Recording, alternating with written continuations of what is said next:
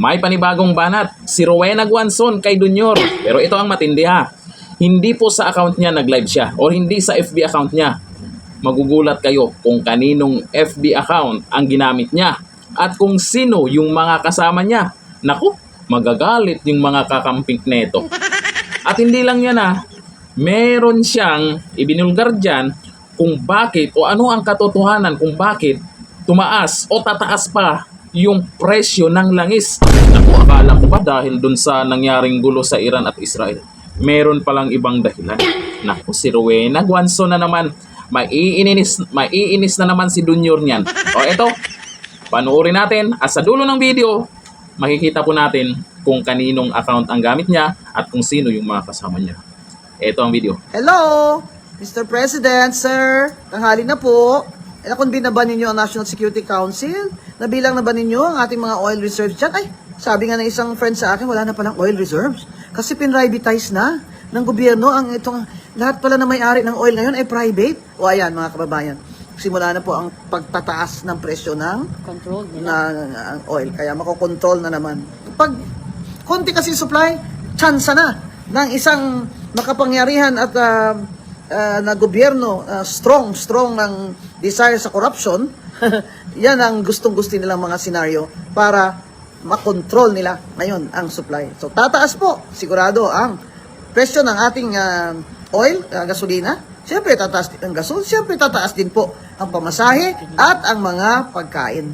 Yan po talaga ang hindi ko makakayang tanggapin na sa 3 taon ay hindi nila nagawa ito ng tama. Ay yun ang pinamis nila eh. Kaya mga kababayan, masarap po ang pagkain natin kung tayo may nakakain pa. Pero isipin na lamang natin na 2 million na Pilipino ay walang trabaho. Isipin mo, 2 million. Saan sila kukuha ng kakainin nila? Habang ang gobyerno natin, imbis na magbigay ng tamang safety net para sa mga unemployed, ay binigay pa ng ayuda nung panahon ng kampanya. Kaya sila panalo lahat. Yan ang problema. Pati nanalo, hindi na pwede mo. Oo, yan ang problema. Kasi corruption. Yan ang problema pag napakadami pong buaya dito sa ating gobyerno. Yan po ang bantayan natin sila. Bantayan po natin sila. May 3 taon pa po, pero wag po kayong magsawa na magbantay sa gobyerno natin dahil nagbabayad po tayo ng buwis at nakasalalay dito ang future ng ating mga anak. Hindi po ba? Lalo na po mga trabaho. Kapag ka-graduate na kayo, congratulations. May trabaho ba? Yun ang problema. You cannot create new jobs dahil walang bagong investment dito sa administration ni BBM. Eh, sino nga naman gusto mag-invest dito? Eh, ganitong sitwasyon natin. Ang gulo. Kaya, magbantay po tayo, ha? Magbantay po tayo kay sa Bisaya. Kuyaw na kayo ni. Kuyaw na kayo ni. Oh, take it away, Cathy. Yes! Ayan, dito kami ngayon. Oo, at siya, ayan si Atty. Guanzon, yung tunay na may pananindigan, hindi nagbago. Alam na this. Diyan siya nag-live sa Facebook ni Cathy Binag. Eh alam naman natin, si Cathy Binag may mga binuking po yan tungkol po sa pulburon o pagpupulburon ng ating cute na First Lady at ni Junior. Tapos ngayon, kasama ni Rowena Guanzon. Itong namang si Rowena Guanzon, kung ano po yung banat niya noon, ay pinanindigan lang naman niya ngayon. Hindi lang tayo nakinig noon dahil naniniwala tayo sa Unitim. Budol naman pala, Unitim. Ngayon, kasama po si Cathy Binag at alam po natin na ang banat niya ay consistent pa rin na binabanatan si Junior, lalo na tungkol sa O ngayon, yan po sa sinabi po niya, yung tungkol po sa oil reserve natin ay na-privatize na pala yan. Siyempre, hindi na po basta-basta makontrol po ng gobyerno natin yan. Ewan ko lang kung ano yung paraan nila ngayon.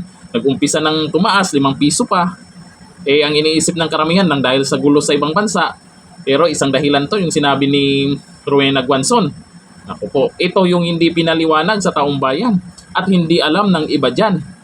Kaya itong si Rowena Guanzon, isa din ito na magiging kakampi o kinakatakutang kakampi ng mga Duterte. Ngayon, sa mga dating kasamahan ni Rowena Guanzon na mga kakamping dyan, gising-gising na kayo. Kung ano ang sinasabi ni Rowena Guanzon, yan ang totoo. Huwag na kayo magpadala sa ganon. Or sa ganon. Or sa ganon. Sana Doon na lang tayo sa totoo. Bandang dulo, tayo din makikinabang yan. kung maging Pangulo na si Duterte sa 2028. Hanggang dito na lang. Thank you. Bye-bye.